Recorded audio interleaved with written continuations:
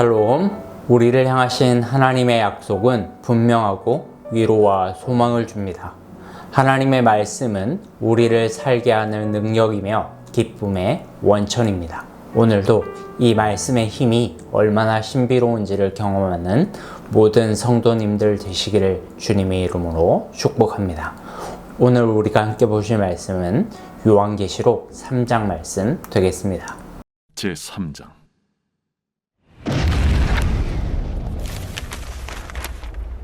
사대교회의 사자에게 편지하라. 하나님의 일곱 영과 일곱 뼈를 가진 이가 이르시되, 내가 내 행위를 아노니 내가 살았다 하는 이름은 가졌으나 죽은 자로다. 너는 일깨어 그 남은 바 죽게 된 것을 굳건하게 하라. 내 하나님 앞에 내 행위의 온전한 것을 찾지 못하였노니, 그러므로 네가 어떻게 받았으며 어떻게 들었는지 생각하고 지켜 회개하라. 만일 일깨지 아니하면 내가 도둑같이 이르리니 어느 때에 네게 이르는지 네가 알지 못하리라. 그러나 사대에 그 옷을 더럽히지 아니한 자 몇 명이 네게 있어 흰옷을 입고 나와 함께 다니리니 그들은 합당한 자인 연고라. 이기는 자는 이와 같이 흰옷을 입을 것이요, 내가 그 이름을 생명책에서 결코 지우지 아니하고 그 이름을 내 아버지 앞과 그의 천사들 앞에서 시인하리라. 귀 있는 자는 성령이 교회들에게 하시는 말씀을 들을지어다. 빌라델비아 교회의 사자에게 편지하라. 거룩하고 진실하사 다윗의 열쇠를 가지시니 곧 열면 닫을 사람이 없고 닫으면 열 사람이 없는 그가 이르시되, 볼지어다 내가 네 앞에 열린 문을 두었으되 능히 닫을 사람이 없으리라. 내가 네 행위를 아노니 네가 작은 능력을 가지고서도 내 말을 지키며 내 이름을 배반하지 아니하였도다. 보라, 사탄의 회당 곧 자칭 유대인이라 하나 그렇지 아니하고 거짓말하는 자들 중에서 며칠을 내게 주어 그들로 와서 네 발 앞에 절하게 하고 내가 너를 사랑하는 줄을 알게 하리라. 네가 나의 인내의 말씀을 지켰은즉 내가 또한 너를 지켜 시험의 때를 면하게 하리니, 이는 장차 온 세상에 임하여 땅에 거하는 자들을 시험할 때라. 내가 속히 오리니 네가 가진 것을 굳게 잡아 아무도 내 면류관을 빼앗지 못하게 하라. 이기는 자는 내 하나님 성전의 기둥이 되게 하리니 그가 결코 다시 나가지 아니하리라. 내가 하나님의 이름과 하나님의 성 곧 하늘에서 내 하나님께로부터 내려오는 새 예루살렘의 이름과 나의 새 이름을 그이 위에 기록하리라. 귀 있는 자는 성령이 교회들에게 하시는 말씀 들을지어다. 라오디게아 교회의 사자에게 편지하라. 아멘이시오, 충성되고 참된 증인이시오, 하나님의 창조의 근본이시니가 이르시되, 내가 네 행위를 아노니 네가 차지도 아니하고 뜨겁지도 아니하도다. 네가 차든지 뜨겁든지 하기를 원하노라. 네가 이같이 미지근하여 뜨겁지도 아니하고 차지도 아니하니 내 입에서 너를 토하여 버리리라. 네가 말하기를 나는 부자라 부요하여 부족한 것이 없다 하나 네 곤고한 것과 가련한 것과 가난한 것과 눈먼 것과 벌거벗은 것을 알지 못하는도다. 내가 너를 권하노니 내게서 불로 연단한 금을 사서 부요하게 하고 흰 옷을 사서 입어 벌거벗은 수치를 보이지 않게 하고 안약을 사서 눈에 발라 보게 하라. 무릇 내가 사랑하는 자를 책망하여 징계하노니 그러므로 네가 열심을 내라. 회개하라. 볼지어다 내가 문 밖에 서서 두드리노니 누구든지 내 음성을 듣고 문을 열면 내가 그에게로 들어가 그와 더불어 먹고 그는 나와 더불어 먹으리라. 이기는 그에게는 내가 내 보좌에 함께 앉게 하여 주기를 내가 이기고 아버지 보좌에 함께 앉은 것과 같이 하리라. 귀 있는 자는 성령이 교회들에게 하시는 말씀을 들을지어다.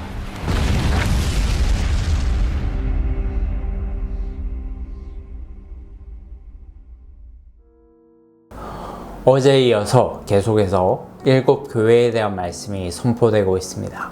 3장은 사대, 빌라델비아, 라오디게아 이렇게 세 교회에 대한 말씀인데요. 이 중에서 사대와 라오디게아는 책망만 있는 교회입니다. 그리고 빌라델비아는 칭찬만 받은 교회죠. 어떻게 이런 기준이 생겼을까요? 과연 무엇이 이 교회들을 이렇게 극명하게 갈라놓았을까요? 먼저 사대교회부터 살펴보겠습니다. 1절 말씀 한번 보세요. 사대교회 사자에게 편지하라. 하나님의 7 영과 7 별을 가지신 이가 이르시되 내가 내 행위를 아노니 내가 살았다는 이름은 가졌으나 죽은 자로다.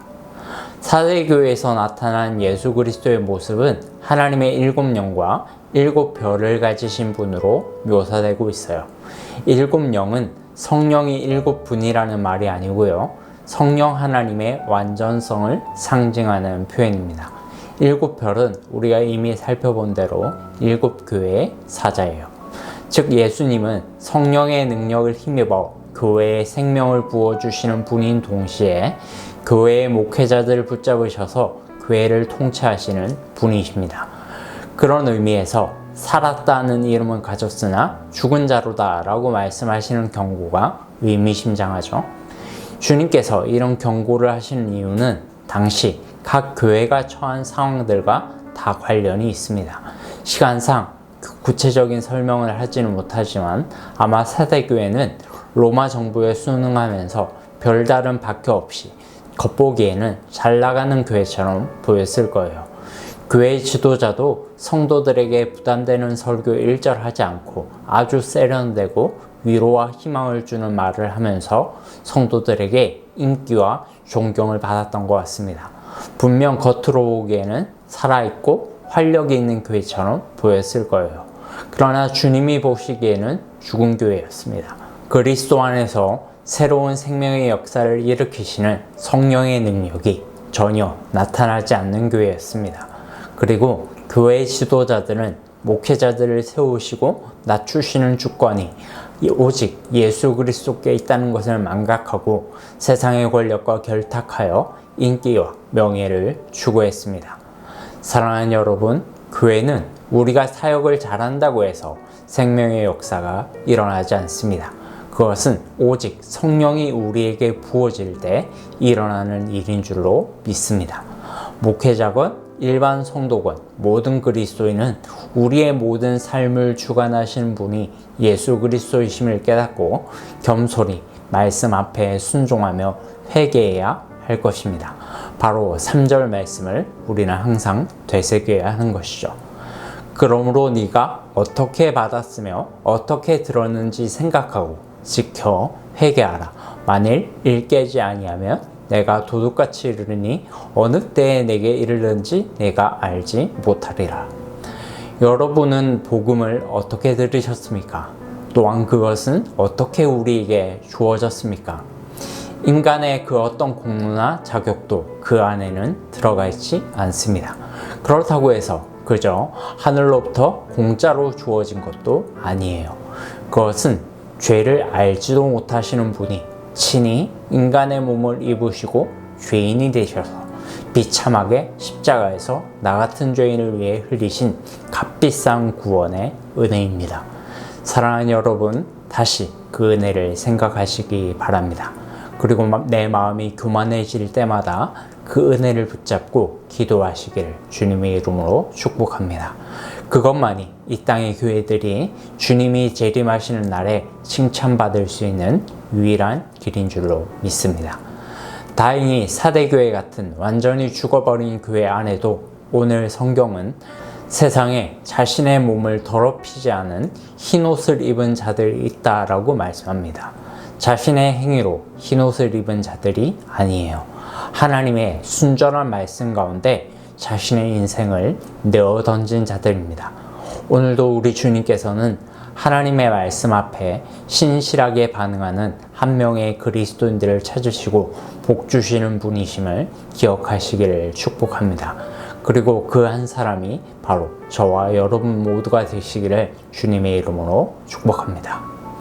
이제 7절부터 12절에 빌라델비아 교회를 한번 살펴볼까요? 빌라델비아 교회에 나타나신 주님의 모습은 어떤가요? 7절 말씀입니다. 거룩하고 진실하사 다윗의 열쇠를 가지신 이 곧 열면 닫을 사람이 없고 닫으면 열 사람이 없는 그가 이르시되 거룩하시고 진실하신 성품은 성경에서 오직 하나님께만 발견되는 성품입니다. 즉 성부 하나님께서 가지신 모든 영광을 성자 하나님이신 예수 그리스도께서도 소유하고 계신 것이지요. 다윗의 열쇠를 가지시니 라는 표현은 이사야 22장 22절에서 왕궁의 곳간 열쇠를 맡은 엘리야김에게 주어졌던 말씀을 예수님께 인용한 것입니다. 잠깐 이사야 22장 22절 말씀을 볼까요? 내가 또 다윗의 집의 열쇠를 그의 어깨에 두리니 그가 열면 닫을 자가 없겠고 닫으면 열 자가 없으리라.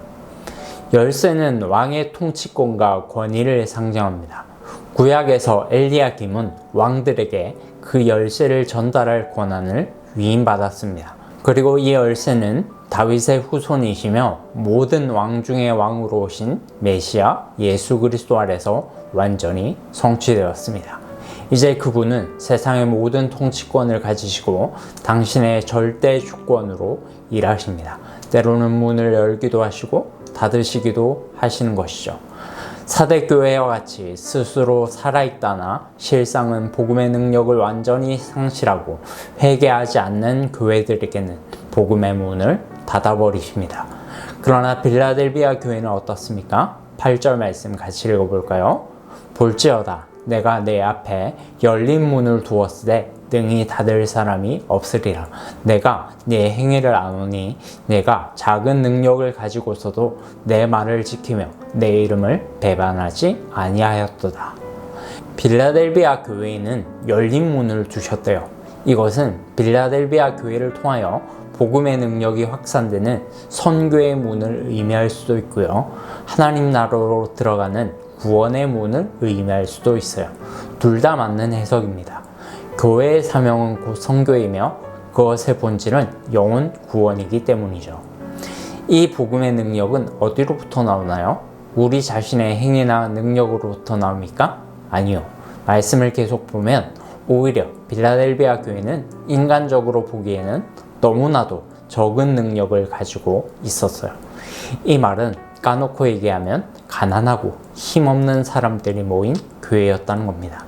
2000년 전이나 지금이나 힘있고 돈 많은 사람들이 주류가 되는 건 변함없는 세상의 이치입니다. 그러나 그런 세상의 주류가 되기를 거부하고 하나님의 말씀만이 우리의 명예이며 힘의 원천이라는 것을 믿고 살아가는 자들에게 하나님은 열린 문을 두셔서 세상이 감당할 수 없는 큰 일들을 하게 하십니다.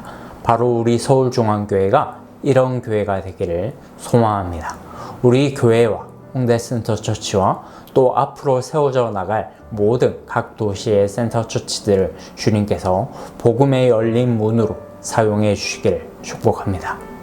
이제 마지막으로 라우디게아 교회를 한번 살펴볼까요? 이 교회는 지금까지 앞서 소개된 6교회들 중에서 7교회를 통틀어서 가장 부자입니다. 이 교회는 아예 대놓고 우리는 부자라고 선전하고 다닌 교회였어요. 그러나 주님은 이 교회를 보고 어떻게 말씀하셨을까요?